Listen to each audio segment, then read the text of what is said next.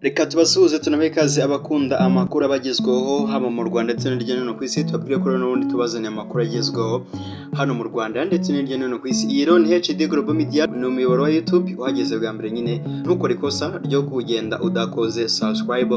Ngiro mugiye kubana nitwa Dani Hambo. Reka tuze dutangira amakuru yacu aho tugiye nko kugaruka ku kiganiro Bamporiki Edouard yagiranye na Perezida Paul Kagame. HD Global Media. Bamporiki Edouard wahoze ari umunyamabanga wa leta muri Minisiteri y'Urubyiruko n'Iterambere ry'Ubuhanzi yasabye imbabazi abanyamuryango wa FPR Inkotanyi, anashimira Perezida Paul Kagame urangwa n'imbabazi wamubabariye agafungurwa. Bamporiki yasaba imbabazi mu nama y'inteko ya 17 y'abanyamuryango wa FPR Inkotanyi mu gihe cy'umwanya w'ibiganiro, aho yahagurutse asaba ijambo avuga ko iyaza kuba atari imbabazi za Perezida Kagame yari kuba afungiye imageragere. Mu magambo ye, bitabaye kubw'imbabazi nari kuba ntari hano, nari kuba ndaha ibyaha nakoze amategeko yaryinnye ko njya akandi mpakwiye, ariko mu bushishozi bwanyu no mu bupfura bwanyu mushima kunkurayo bidasabye ko igihe cyagenwe kigera. Ndasaba abanyamuryango banze mbashimire. Aha Perezida nawe yahise amusubiza adaciye ku ruhande. Mu magambo yagize ati, nibwire ko ibyo byose byabaye wabivanyemo isomo, ubu turebe imbere tugiye gukora neza kurushaho. Bamporiki yakomeje avuga ko ndabashimiye uwo mugisha wo mu nteko rusange muyoboye, niwo numvaga nifuza. Iyo nteko ndayibona nk'iriba nakwikubitamo nkavuka ubwa kabiri. Umubabaro nateye abanyamuryango, hari ibintu umuntu avuga bikaba byanasohora. Ndatekereza ko iri joro nsinzire najya mu ijuru kandi nishimye.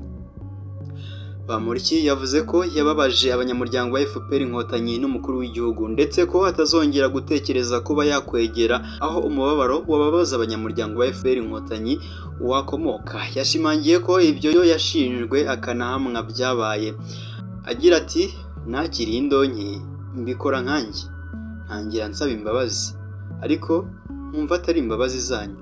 Ntabwo nava mu isibo y'abanyabyaha imageragere ngongere mu isibo y'abanyamuryango mu ngoro y'Inkotanyi ngo mbone icyo mvuga. Ntabwo nzongera gusubira inyuma. Kwa 23 Mutarama 2023 nibwo urukiko rukuru rwategetse ko Bamporiki afungwa imyaka 5 akanatanga ihazabu ya miliyoni 30 z'amafaranga y'u Rwanda. Icyo gihe Bamporiki yari yahamijwe ibyaha birimo kwihesha ikintu cy'undi hakoreshejwe uburiganya no gukoresha mu nyungu ze bwite ububasha ahabwa n'itegeko. Kugira ngo ahamwe n'ibi byaha hashingiwe ku mafaranga agera kuri miliyoni 10 yahawe n'umushoramari Gatera Norbert ufite uruganda rwitwa Norbert Business Group n'ubusitani buzwi nka Romantic Garden uherereye ku Gisozi, kugira ngo amuhuze n'ubuyobozi bw'umujyi wa Kigali ibikorwa bye bifungwe. Bitewe n'uko ibikorwa yari kumufashamo bitari bihuye n'inshingano ze, byongeye mu iperereza bikagaragara ko Bamporiki ari we wamutanzeho amakuru ku buyobozi, yarangiza akamwizeza kumufasha. Ibyaha byahinduye isura. Yatangiye gukurikiranwa kwihesha ikintu cy'undi hakoreshejwe uburiganya no gukoresha mu nyungu ze bwite ububasha ahabwa n'itegeko. Iteka rya Perezida hariho imbabazi abagororwa barimo Bamporiki ryasohotse ku wa 18 Ukwakira 2024. Naho kandi ubwo twageze hanze y'u Rwanda tubabwire impamvu Ababiligi banyanyagije toni z'ibirayi mu mihanda. Ni abantu babarirwa mu bihumbi 10 bahuriye mu mihanda yo mu Bubiligi tariki ya 18 Ukuboza 2025 bamagana umushinga w'amasezerano y'umuryango w'ubumwe bw'Uburayi n'ibihugu byo muri Amerika y'Amajyepfo byibumbiye mu muryango wa Mercosur.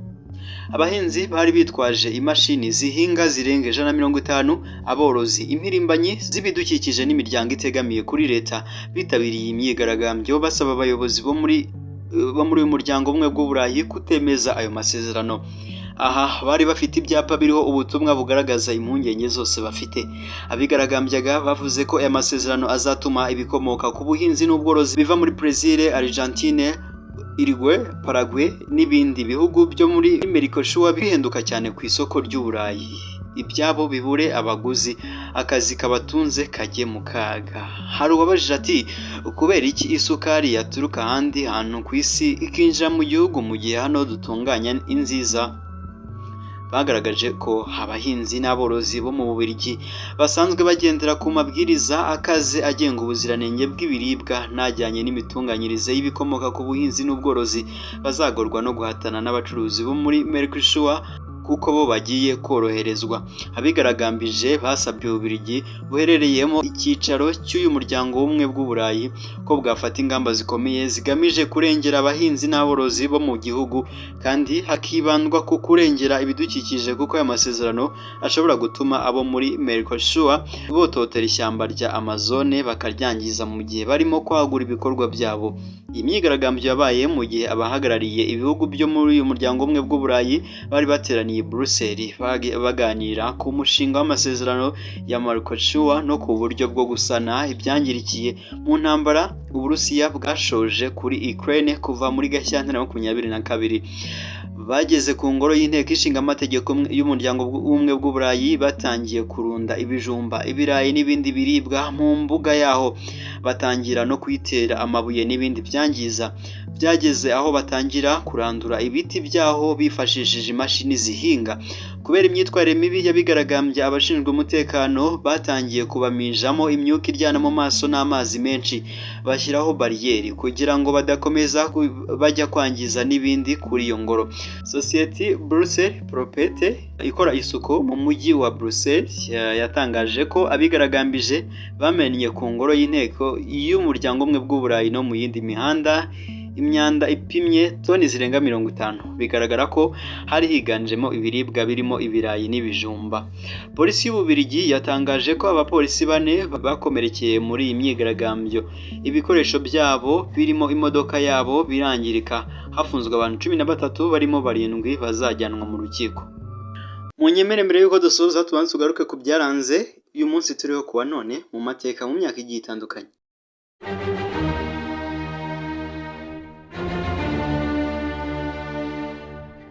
Turi kwa 20 Ukuboza 2025 n'umunsi wa 354 mu minsi igize umwaka. Hasigaye iminsi 11 gusa ngo umwaka ugere ku musozo, kandi hasigaye iminsi 5 ngo twizihize Noheli. Ni umunsi w'amavuka wa Yezu Kristo, ubwo ni kubabyemera gutyo. Uyu ni umunsi mpuzamahanga wahariwe gufasha abakene. Ibi ni bimwe mu byaranze uyu munsi mu mateka, aho mu 1978 Perezida Habyarimana yashyizeho itegeko nshinga rishya ryanditswe n'Umubiligi Philippe Lejeune rishimangira umurongo wo gukumira Abatutsi.